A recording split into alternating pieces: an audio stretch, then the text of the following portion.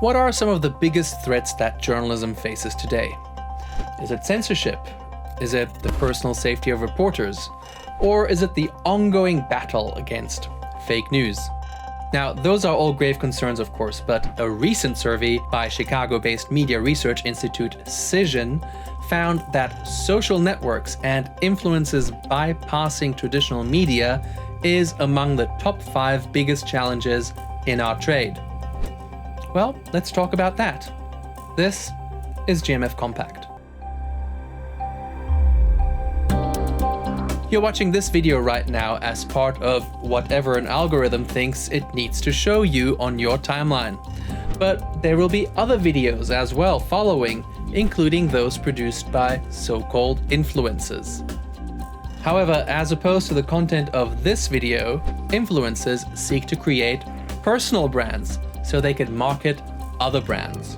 Oftentimes, their sphere of influence can go beyond, say, cosmetics and fashion.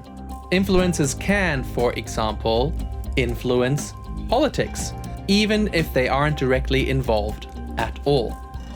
For example, just a call to boycott an election can have serious consequences.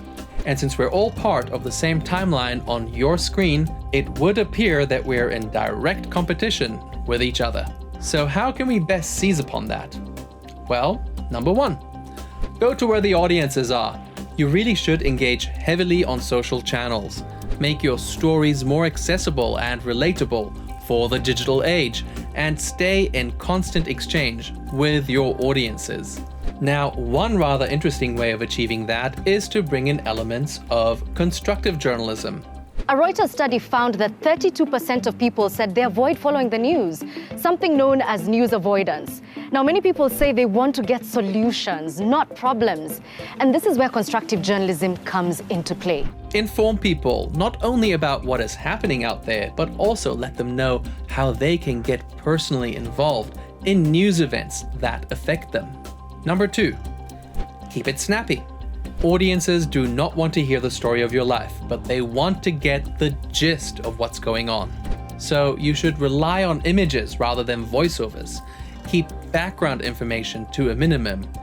And if you think that anything does need to be made clear in great detail, share a link to a related explainer video. Number 3, anticipate trends. Reporting on yesterday's news has become a marker of lazy journalism. So try to pursue new angles on existing stories, or chase after something that others haven't cottoned onto yet. This doesn't have to be an exclusive in the classic sense of the term. Rather think of it as a first come, first served kind of approach. Look, we're not trying to reinvent the wheel here. We're merely trying to give it a new engine. And if that means that we have to measure ourselves against influencers, well, bring it on.